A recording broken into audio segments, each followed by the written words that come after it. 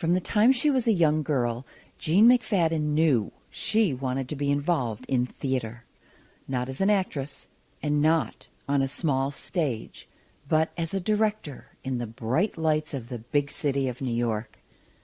The only problem was, in the early 1970s, women were not included in the talent pool considered for prominent directing jobs.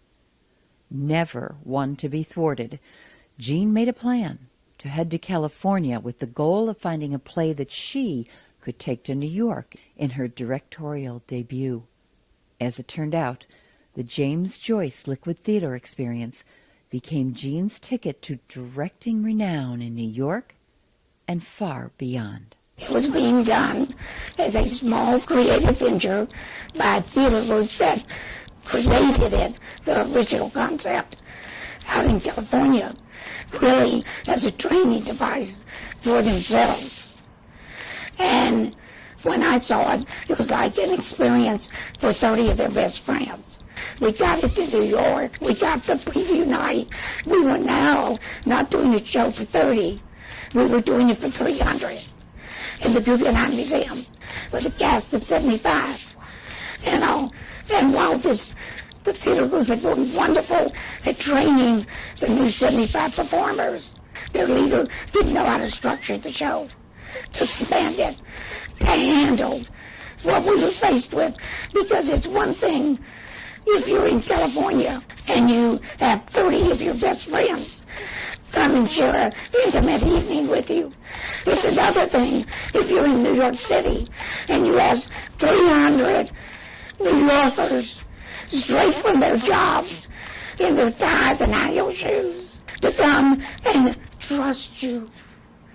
New Yorkers just don't trust you that much. You don't just say to New Yorkers, stack your shoes and your purse and your money over there and you can have them after the show. That's not the way it worked. And that was the beginning step. So if you couldn't get them to take their shoes off, how were you going to get them to interact and perform? You mean literally?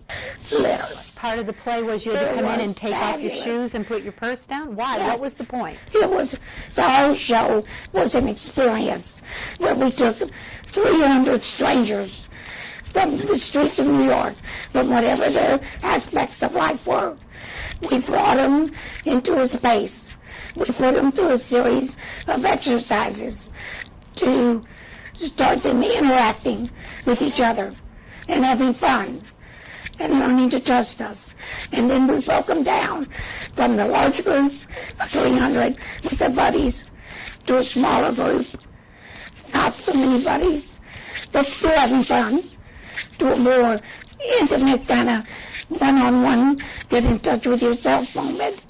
So then we took you through a maze where it was a touch and feel sensation maze to get in touch with your senses. And then when you came out, you went through another series of group exercises that took you from a small group to a larger group. We started rebuilding the new community, not a community of strangers who were competitive from New York, but now a group of individuals who were in touch with themselves and rebuilding them into a new partnerships with one another, with strangers they had never met or would never deal with day to day. And then the group got bigger and bigger until we reunited the whole audience in a celebration to the biggest party in New York. It was terrific. Sounds like therapy. It was. It was actually born of this theater group, California Theater Group, had participated in this, brought those exercises back and translated them into theater. It was about a 3-hour evening, and all by the time you went through everything, depending on where you came in and where you decided to leave, because sometimes we would dance until 1 o'clock in the morning at the Guggenheim.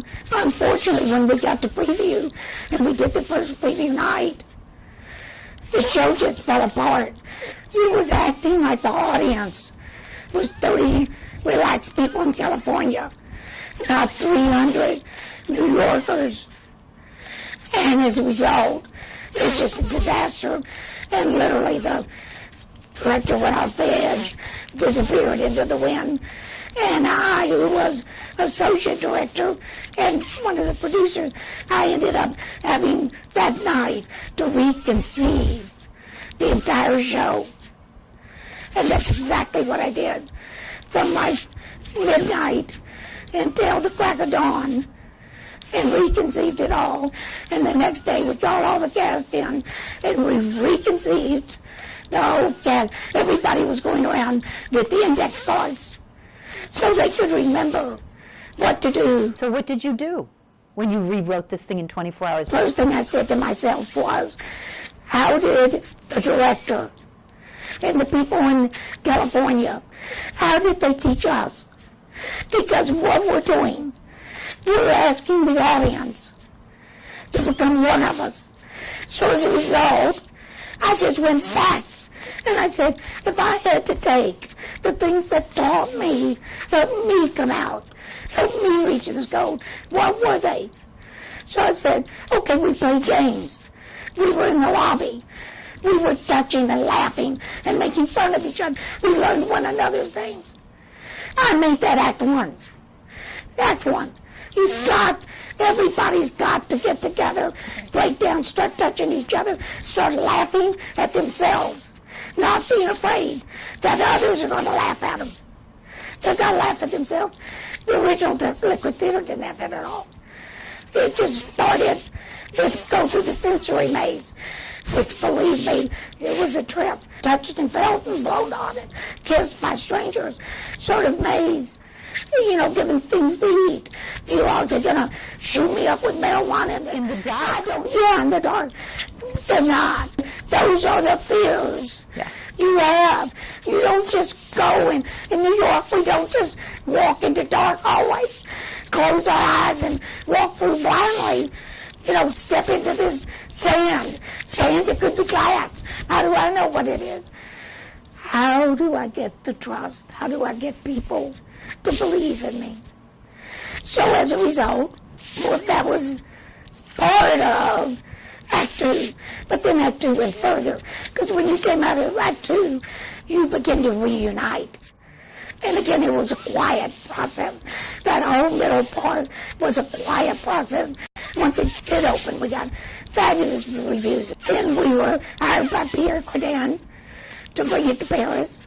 And we were hired by another group to bring it to London. When I say bring it, we did not bring the show. We recreated. The show first was New York, and the New York cast stayed and played it for 3 years.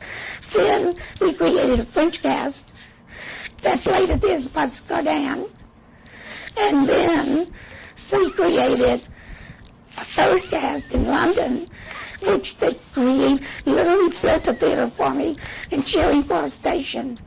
That was our whole world within itself. And I still have all of the cards that I created back in the rehearsal days that I adapted. I literally just used them like structure parts and like playing cards. Because let me tell you, Paris show was different from New York show. I was just going to ask you that. But Paris was different from London. Everything I thought I knew about Paris, I'd never been to Paris in my life. I thought the French were loving, romantic, caring, sexy. They were going to eat all this up just like that. Let me tell you about a bunch of uptight people. The French are so bloody uptight. They were the hardest audience of all to get the trust, to get through Act 2. Act 1, Act 2, but by 3, we were great. And we went to England. I thought the English were going to be terribly uptight, that they were going to be a problem, for sure. They were the most jolly good group.